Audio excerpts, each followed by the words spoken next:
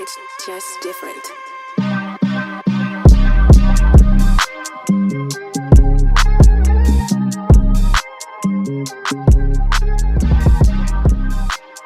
So obviously, the conversation gonna be about fatherhood, right? So just to start it out, how many children do you have? 3 kids. 3 kids. 2 boys, 1 girl. 2 boys, 1 girl. All right. So what age were you when you first started having children? So I started 26. My first child. I had my first child at 26 years old. Adonis. Okay. So, what was your thoughts when you first found out you was about to be a dad? I was nervous. It was overwhelming, but there was no doubt. You know, I had a sense of newness, I guess you would say. It was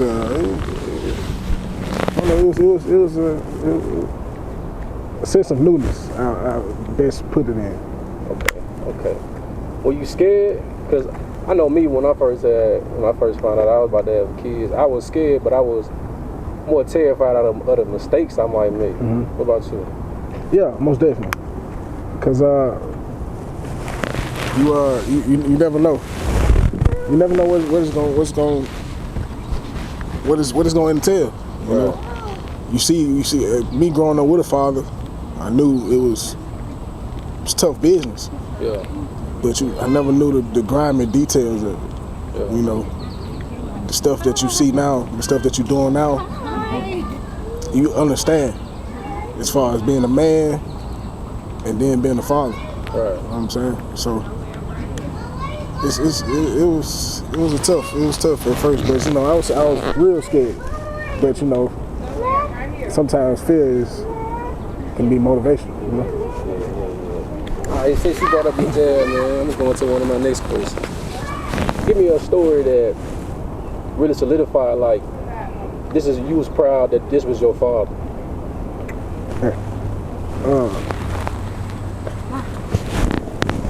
It's really stories, but you know, to put it all into one, it was never showing weakness, you know. It's times we were going through things. It was going through things, and you know, it hurt you as a man, but you know, you still have to be a father.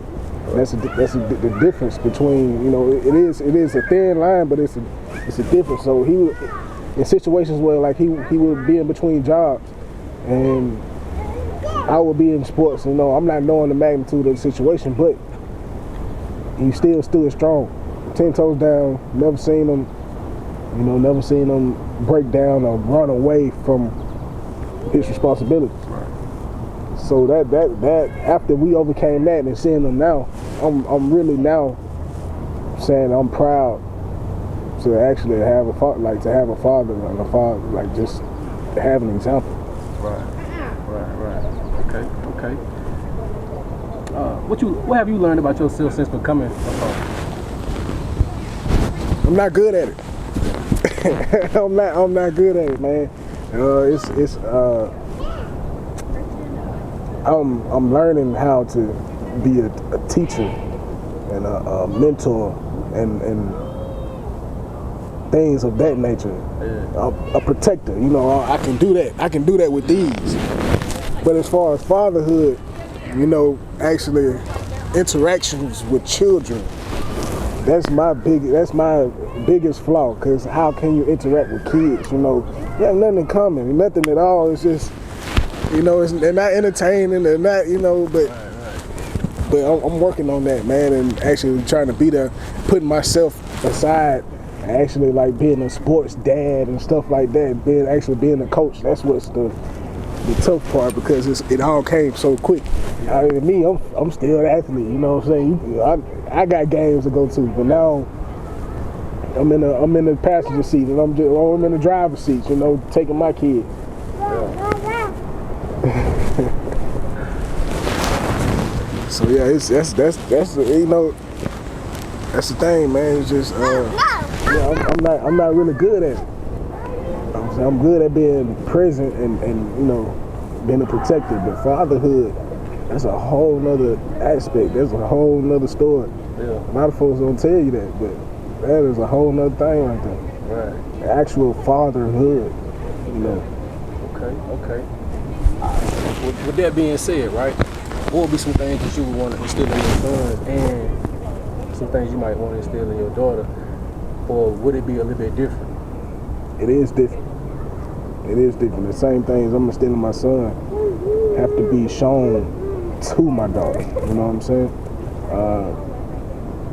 I can't tell a woman how to be a woman. I can't tell her what emotions she should experience or how she should deal with certain emotions. I don't know. But if she see me raise my sons correctly and see me treat my wife correctly, I feel like that's going to be a big thing for her to actually see. So for my sons, I would like to instill patience and just actual manhood. And I'm not even sugarcoating it. I want my sons to be men. And I'll leave that towel. that's gonna be the one right there. But yeah, I want my sons to be actual men. And what I mean by that, I want them to be the best men that they possibly can be. As far as being patient with other men and other women, being patient with themselves, and knowing that sometimes failure is the key to success. So, I want them to be understanding and have a sense of urgency about life. That's what I want to instill in my son. As far as my daughter, I can always be an example. I can't really, it's hard to say because, right now she see me as, just the ultimate thing. Like I am that to her right now, but come time when I grow up, it's gonna be different. So, but I do need her to understand that right now, that everything that I try to do, I may make mistakes, but it's gonna be in the best interest of her. So that's about it. But I just want to be an example for my daughter. So, since becoming a father, what were some things you had to change about yourself? My selfishness. I'm still changing that. That's the.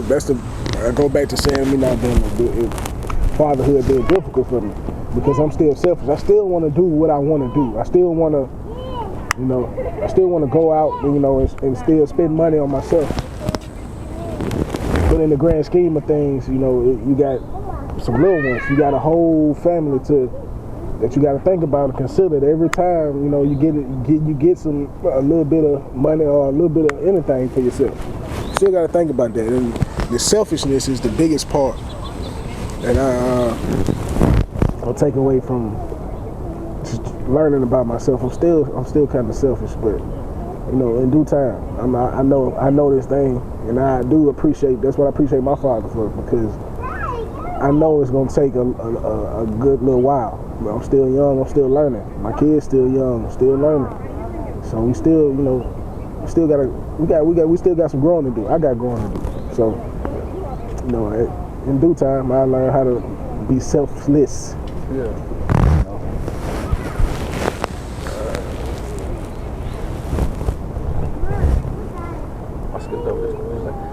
What are some things about your father that you would want to implement into your fatherhood, or what are some of the qualities that you saw in your dad that you want your son to have? Definitely the selflessness. He was very selfless. He immediately he told when he has 3 kids too, kind of the same situation as me. But he put his life to the side. What I mean by that, not completely. I'm just saying he put himself to the side for the betterment of his children. And whether that was, I'll give you an example. I grew up on the west side of Birmingham, and that's where,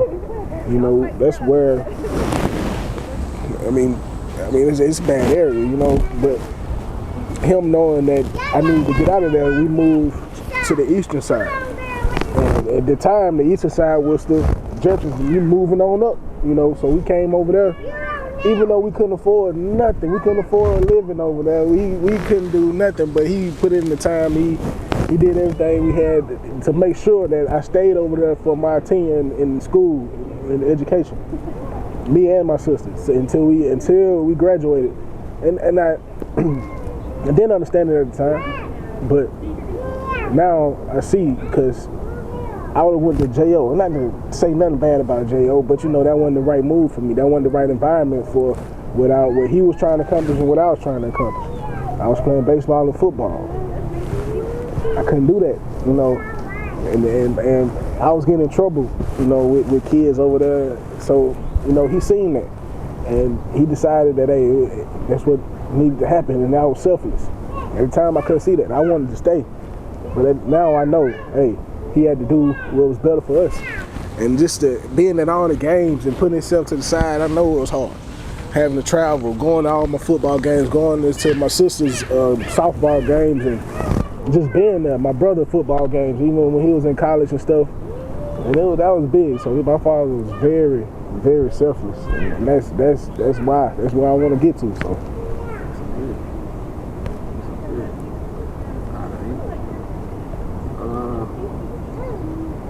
All right, looking at society today, right? Mm-hmm. What's some things that stress you about the future?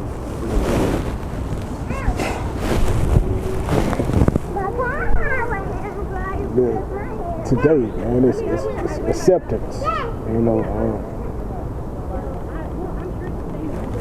society wants you to believe that everything is tolerated and accepted, but in actuality, it's not. And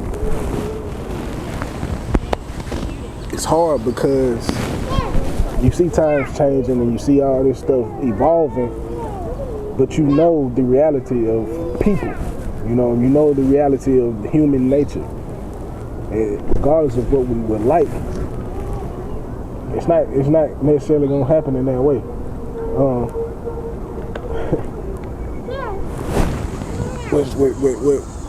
What I feel, and I say feel, I use feel very strongly, is there will be no sense of direction. There'll be no sense of honor with yourself. You know what I'm saying? Moral morality. You know, that's what I feel. If we accept everything, you know what I'm saying? I don't. My kids can't watch certain things. My kids can't do certain things. My daughter can't wear certain things. I mean, that's just how I am, and that's just what it needs. I mean, that's how it needs to be, because in the reality of things, my daughter grows up and she's allowed to wear or whatever, however the society feels like women should. We have predators out here, and that's what reality is. You know what I'm saying? And we cannot sugarcoat it. We can't, and that's the thing. That's what I am here to protect. And I think that's a missing thing. The father, the manly father, the actual presence of a man in the house. I think that's what's missing. I think it's diluted to something different, to where we want to. We totally got rid of the man, and we've came with the provider. You know what I'm saying? So it's being a provider is one thing, but actually being a man in your household is totally different, man. And I think that's what we're losing. And that's what I feel. That's what I feel. That's kind of going into my next question. How do you feel about the state of fatherhood in the black community? Yeah, it's diluted. It's very diluted, and in a sense, I don't, as a man, I understand men, we adapt, you know what I'm saying, to what we want to consume or conquer. You know what I'm saying? Thank you, dude. We adapt. So when I was growing up, everybody wanted a thug or a hard, a gangster, if you would say. So you had men actually trying to portray these things. You know what I'm saying? So now, in times now, is I don't want that no more. I want a softer man who understands. And now that men are trying to adapt, they're losing their way. So and I see it big in the black community. I do with black women. I see it big because it's, and I do get it in a sense, but at the same time you cannot dilute the man. A man in the house is very important and is very vital to the family. We've replaced men with the women, and you can blame the system, you can blame prison, you can blame that, but the actual men that's here and present are getting scrutinized, for simply trying to be men in the household, and I don't get it. Maybe somebody can explain it to me, but I refuse, because my father wasn't like that. I'm not going to be like that. I'm going to be the alpha male in my house. Not only am I going to be the provider, I am also the protector. And when it comes being a protector, you have to have the manly nature. The male species is conquered. And that's what it is. So we need to get back to that. We need to definitely get back to that. And I don't know. I don't know where it's gonna start, but we definitely need to get back to it. Okay. Since you already kind of spoke on it a little bit, what would you say to some of the brothers that they capable, but they just not being in their kids' lives? Oh, it's difficult because in my career, the choice I made, in my field, I see it from both sides. I see it really starts with you control yourself. You know what I'm saying? And it really starts with that, because sex is sex is supposed to be a very intimate, rare thing if you really want to be technical about it. But we just doing it and putting ourselves in situations to where we having kids with people that we don't want, and now those kids are suffering, and now you are suffering as a father because you have to deal with the emotional damage of that woman that you emotionally damaged by having kids with. So be selective and protect your semen, man. Hey, you can't. I know. We've opened up the shell of sexuality and all that stuff, and we out here indulging in it. But it all starts with being selective and just be careful, because you cannot. It's impossible to be the father that you need to be if your kids are not being raised in the same household with that mother, with their mother. It's impossible, and I'm strong on that. It's impossible. I'm not saying that you can be a dad, but the nature of fatherhood is impossible to reach if y'all are not in the same house, under the same tree. All right, I want to jump back to the beginning a little bit. I know a lot of the men it's very important for them to have their first son. You know what I'm saying? How was that experience for you having your first son? I actually had practice. And my oldest is actually my stepson, so I got a little practice in before, and it's a very different feeling. From when I had my own son, when I had my first child, and from having my stepson, it was a very different feeling. I was extremely proud, man. Extremely proud, and it was unlike no other. Having your boy, you're holding your boy. But at the same time, I still already had a son. You get what I'm saying? Because before I even had my first child, I was in Champ's life for 4 years. So I already had a son, and but it's still. So I don't have the advantage of knowing or actually having, my firstborn to be a son. Well, the experience of having my firstborn, because I kind of already had a son. But I still got that firstborn mentality over Adonis, because it is my firstborn. So it's like I don't treat him any different or nothing like that. But you still know, it's your firstborn. So he is my pride and joy. as in all my kids, but he has a very special, place in my heart because that is my firstborn, as well as my daughter, because it's my first girl, What was the experience like having your first girl? Oh man, that was.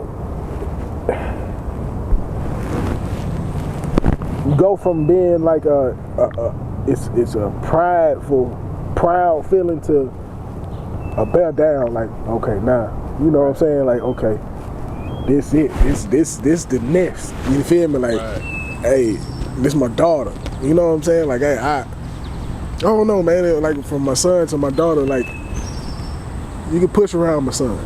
You know what I'm saying? But don't touch. Don't touch my little girl. You feel me? Hey. He gonna fight his own battles, but daddy gonna fight my daughter battles, and I don't care if it's right or wrong. You know what I'm saying? Daddy gonna fight, but then I'm gonna discipline afterwards. But that's my pride and joy, man. My daughter is everything to me. Me and my wife now, we get into that arguments, but little heated discussions because she done took over She took over. And I'm talking about she's so selfish with me too. She jump in my lap. She see my wife trying to cuddle with me. She jumping on me and stuff like that. So it's and I ain't budge. I ain't moving her. So there's a little competitive nature right there. Yeah. My daughter do the same thing. What would be some advice you would give to the young brothers that's nervous about having their first child?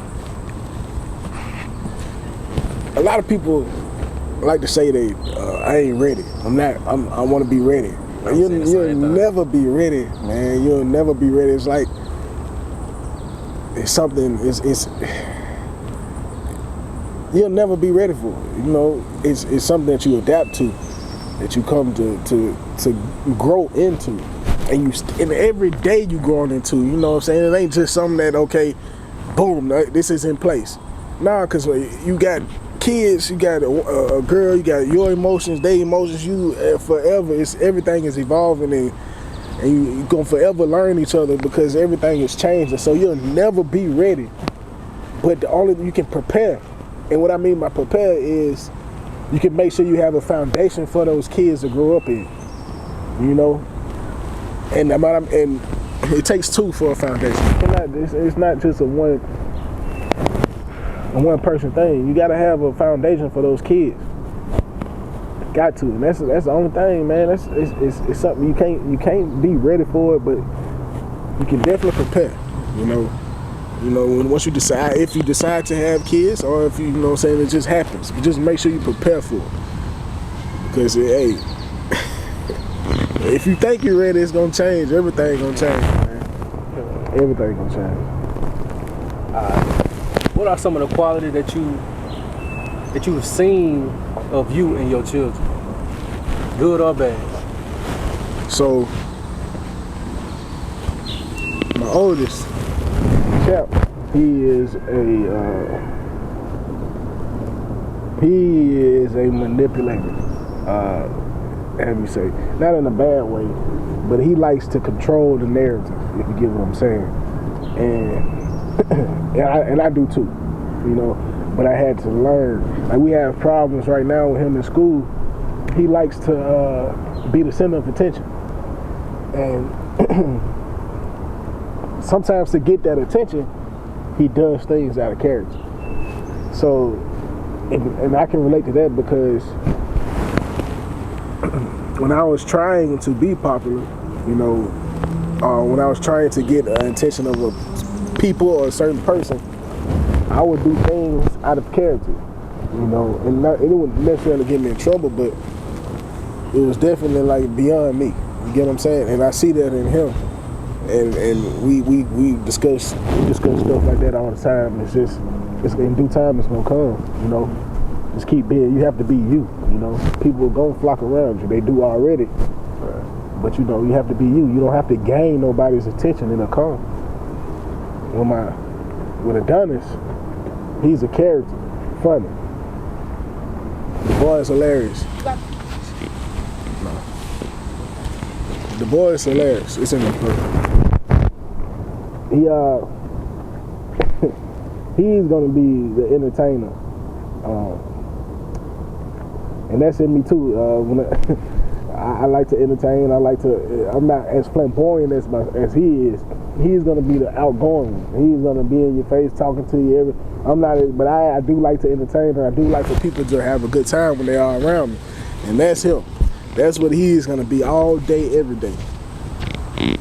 My daughter has an attitude. She has a nonchalant attitude, a charismatic, just don't care in the world, man. And that they all got a little bit of me, but they all got a little bit of their mama too.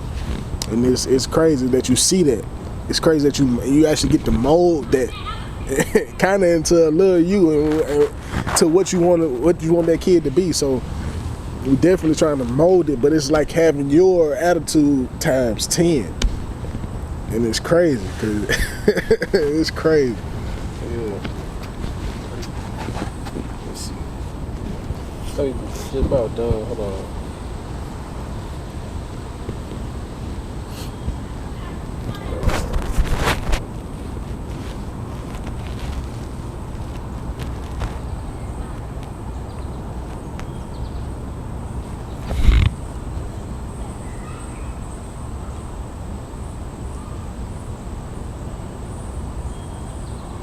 All right, this is gonna be my last one. I just came up with this. What's your? Because I understand we don't have, like both of us, we don't have big kids yet.